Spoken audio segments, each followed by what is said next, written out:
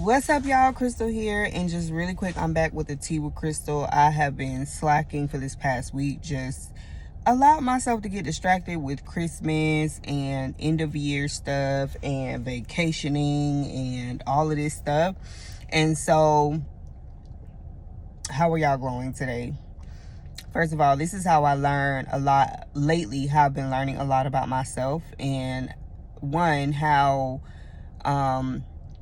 some things become repetitive in my life, and then also becoming aware of the fact that like I shouldn't allow certain things to distract me from what's really supposed to be my priorities.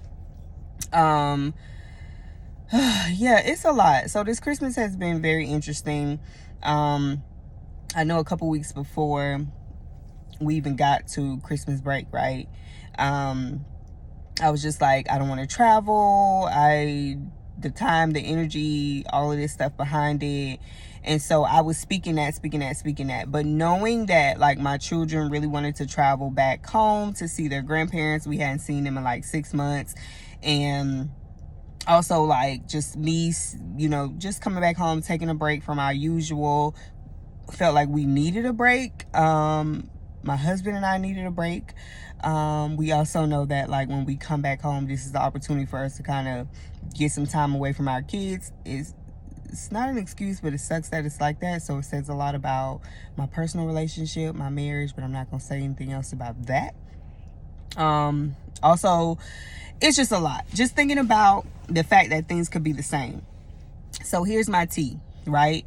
So because I already knew that this Christmas break time was going to come, I was just talking about what I don't want to do and what I do want to do.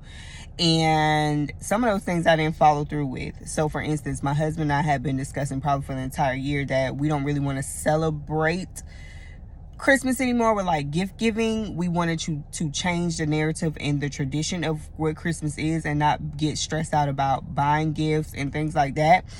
But there's also that resistance that comes with change because we have 5 kids. One of them, my 1-year-old, she doesn't really understand what Christmas is. And then my 2-year-old, she's about to be 3. She's learning. Like, all of a sudden, Christmas season started and all these Christmas songs, y'all, she learned the song so quickly. She just got into the Christmas spirit, like, y'all. But then the gift giving part, it was like she unwrapped and it was done. And it was like, okay, that's over. So now with my 3 older kids, they know Christmas. What do you want for Christmas? What do you want for Christmas? I want this Christmas, this. And then they're hearing it in school and all of this stuff. So all of the stress and burden started to come along with that and the emotions, because it's like we don't want to really celebrate Christmas with gift giving anymore. We wanted to change the tradition to like, let's do something different. Let's give to others. Let's give to the homeless. Let's take the gift giving season, let's put it outward and give. Let's volunteer, let's just something. But also it's like getting out of that routine of like, I have to buy this gift, feeling obligated to buy gifts, feeling obligated to meet needs, especially when you're in a financial strain or financial stress and you know that you can't really give or provide what your kids are asking for, which is a sucky feeling for a lot of parents. I know I'm not the only one, but it sucks when you don't really have the money to buy the things that they're asking for, especially when your kids are getting older. Like my son is about to be 12. He wanted a new iPhone and an Xbox. That was really all that he was asking for. My girls were asking for a lot of different toys, right?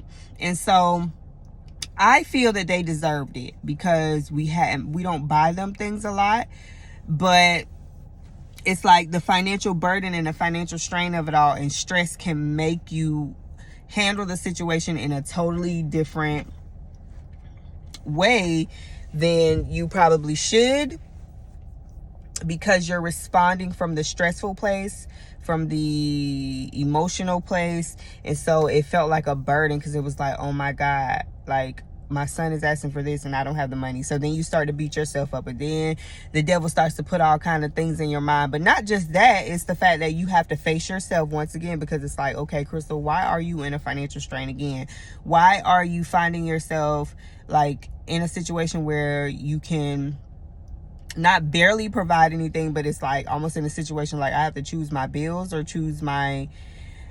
have to choose my needs or choose my wants. Like, my kids want this, but we need to do this. And then also, you don't want to feel like you're letting your children down by not giving them things for Christmas or giving them something that they ask for, right? Because it's just like your relationship with God. It's like, if I know that I have to trust God when I go to him and ask him for something, I have to believe that I'm going to receive it.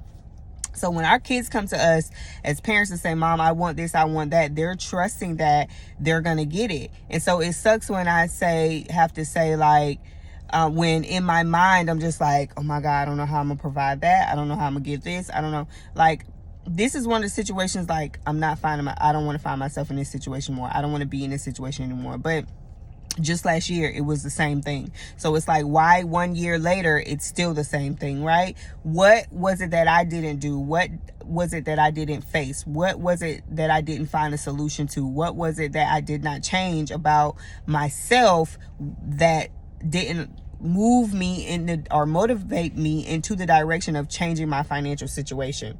Was I still focused on all the same, like, other things that were not important or priority or taking up my time, that was distracting me, when I could have had money saved and set aside, like, been putting aside, got 5 kids, could have been putting aside $50 to $100 every other week or something from the beginning of the year to be able to provide for my kids for Christmas, for that trip, or for whatever it is that they wanted.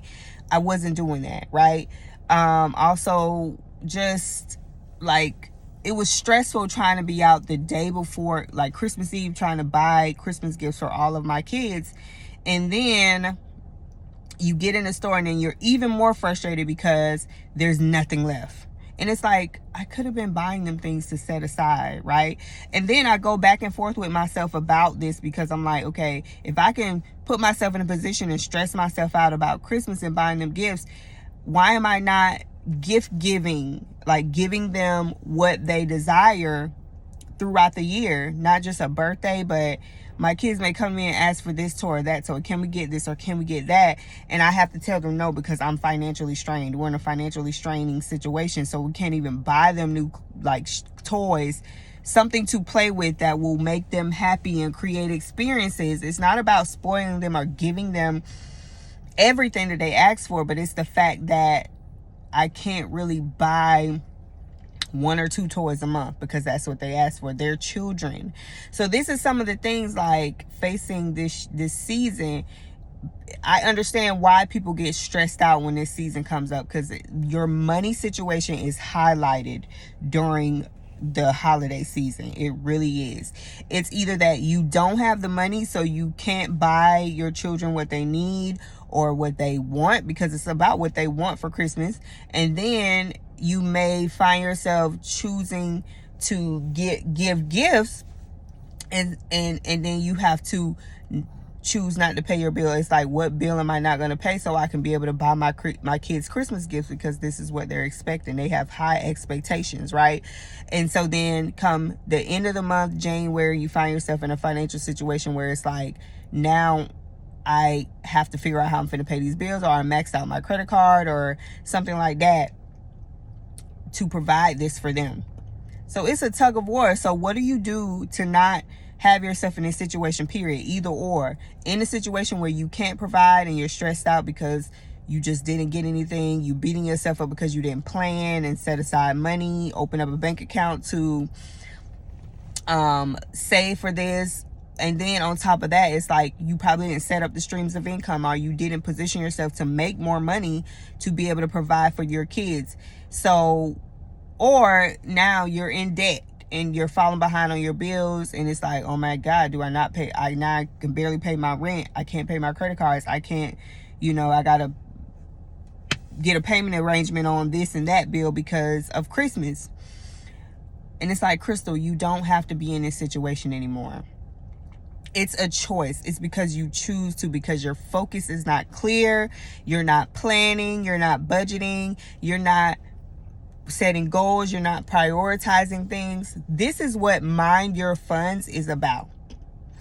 First, it's about your mental state, your emotional state, and what you are allowing to distract you If you're always lacking in your bills, why? If you're not making enough money, why? If, providing for your children is not a priority, and this includes Christmas, birthdays, just monthly, buying them something because this is, their life. Like, as kids, they just want toys. They just want to have fun. They have to come to you as a parent and ask you for what they want, or they're not going to really get it any other way. And then when they have to hear no all the time, or they can't have this, or they can't have that, or you find yourself saying something else to your children when really you in your mind, you're like, I don't have it. I'm broke. We don't have the extra money to buy you anything that you really want because of our own situation. So you make up something instead. We'll see. We have to plan for that. We have to put that in a budget. And not saying all of that is wrong, but when you're using that, knowing that you're really broke and you're not even doing what you're saying to them, like, we have to budget for that. We have to plan for that. We have to save for that. Oh, do your chores, earn it, stuff like that. But really, in my mind, I'm using these lines as to mask the fact that I don't have the money, and I don't want to tell them that because I feel like I'm going to plant some kind of seed in their mind telling them that we never have money to do anything, but not even realizing that I'm subconsciously lying to them. And I'm also planting seeds in their minds of like what they're going to always be expecting me to hear.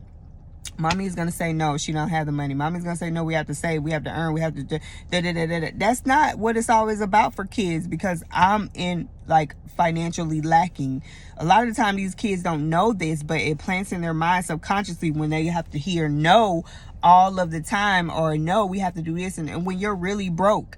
And so then they grow up and somehow it's going to show up for them subconsciously, because they're going to be reminded of what they always heard when it came to buying things, spending money, when it comes to their wants and their desires. It's like they'll probably hear my voice or their father's voice subconsciously that puts them in a position of handling money in the same way.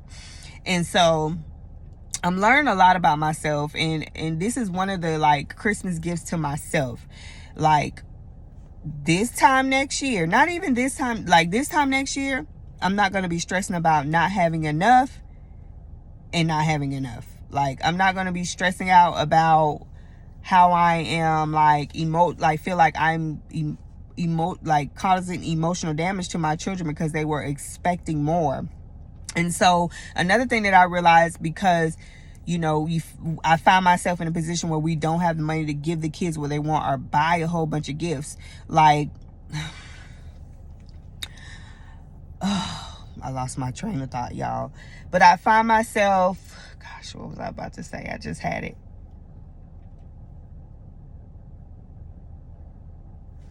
It'll come back to me. But this sucks. This really sucks. But I'm only saying that it sucks because I have to deal with it, and I have to face it, and I have to not make any excuses, because I want my children to have their heart's desires just like God wants us to have our heart's desires. He wants us to come ask him and trust that we'll provide it. And so that's what our children do for us. But when we make up things because we know we're broke, and it's not that you're supposed to let your children know that you're broke and show it all the time and stuff like that, but it's also good not to lie or make up something to them. But there's a way to say things. It's like, okay, financially I don't have it right now, but how do I explain this to my children? How do I start this month? Right now, it's Christmas Day, December 25th, 2022. How do I begin to change the narrative for myself so I can change it for my children? Because if I don't change the narrative, if I don't change the storyline, then I'm going to be telling this same story to them all the time, because it's the same story that I'm telling myself all the time. So I don't want to be that parent, like, not just when birthdays come, not just when Christmas comes. I want to be able to give them a life where it's like they come ask me and I can provide it with ease, or I have this money set aside for them so I can get this for them. And it doesn't go without planning, of course, but you also have to plan when it comes to making more money. You also have to position yourself and plan when it comes to providing certain things and all of this for your children, because obviously needs comes before wants, but you also want to make sure that your needs are not twisted because of the situation that you find yourself in. So you can be like, I need this, I need that, I need this, I need that, because you're broke and you don't have the money, when really you probably don't need it. It's a desire, it's a want, but now your wants are drowning out your needs because your needs are never fulfilled. So you get in this state of like desperation and stress and striving for something that all you do is want. And really your needs should be so fulfilled and so like not lacking in that area that it's not even a worry. And not saying that this isn't a part of life, because it is. This is how you have to go through things like this to learn how to change them. And so y'all, this is exactly how it was for us last year. Like, oh my gosh, I'll tell that story another time, but barely made it to provide for Christmas. And I just wasn't doing what I needed to do, so I didn't find myself in this situation. And here we are again. And it's been this way for a couple years. So I could stay stressed out about it. I could get depressed about it. Like, I allow myself to feel what I need to feel and then process that and say, okay, what do I do next? What do I need to start doing so I don't find myself in this situation? What do I need to start doing so I can buy my children what they ask every month? Like something every month that they desire to have. Shoes, clothes, toys, whatever it is. It's like you want to meet the needs and the wants of your children. It's like needs first, but then you also want to provide the wants and the desires of your children, because they'll grow up feeling like what they want and what they desire don't matter. And they just need to focus on what they need all the time and never be able to have happiness in that way and stuff like that. But you also want to teach your children to be content. And I'm teaching myself to be content in times like this, where it's like I have to learn to thank and praise God for this. Even in this situation right now where I'm talking about this, because I'm aware, and I could just say, thank you, God, for making me aware. And I am seeing this with my eyes wide open, not just from a stressful emotional place, but from a place of like, I'm ready to change it. And whatever comes along with that, whatever I have to grieve within myself, ways, habits, thoughts, processes, I will do that, and I will feel it and go through the feeling of the change, because I want it to be different. Because when I get on the other side of it, it's going to be great. But when you're changing something or changing your ways or changing an experience that you're so used to, it's going to suck in the beginning, but you have to think about the long term and you have to have the end in mind and think about not only what it's going to do for you, but what is it going to do for your children? What are you going to be able to teach them and show them because you fought and you pressed your way out of being in this financial strain? I desire to live such a free life, like where I can travel. And sometimes it feels impossible because I'm like, man, I got 5 kids. I got to do this. I got to do that. But it is possible if you're willing to be consistent and press through it all. It's possible. Are you willing to get on the other side to possible? What seems impossible, what seems out of your reach, are you willing to press until you can reach it and touch it and physically have it in your hands? And are you willing to press for the possible? Because with God, all things are possible. With man, it's impossible. So man means me too. Like with just me trying to have it all in my control and do what I need to do, it's impossible. But with God, it's all possible. So are you willing to keep pressing for the possible? That means that your prayers have to change, your desires may have to change, your goals and planning and all this stuff. Like I was always a planner, but I was never a person that executed. I never wrote out goals. I never stuck to budgeting. Just always felt like I couldn't do it, but it felt impossible all in all. And now I'm just like, am I willing to press for the possible? Meaning that I can budget, I can write out goals and accomplish the goals. I can change the narrative of my life and my financial situation. I can change that for my children. And it's not just about providing gifts, but the gift, if my desire is to travel every Christmas and create a new tradition for our family, and right now we want to be in Hawaii for Christmas. Like, if we want to be in Hawaii for Christmas next year, that's a gift to my children. I have one of my children that want to go to Hawaii. How am I going to make that happen for her? And it's not just going to be a gift to her. It's going to be a gift to all of us, because it's the memories now and the good times that we spent as a family, because we can say we went to Hawaii for this Christmas. They can tell these stories to their children. It'll be something that they'll be talking about for years. So what narrative are you creating for your children to talk about? What narrative, what story are you writing or manifesting that your children are talking about or will talk about in the future? Because all in all, as parents, as mothers, fathers, leaders in our households, we write the story.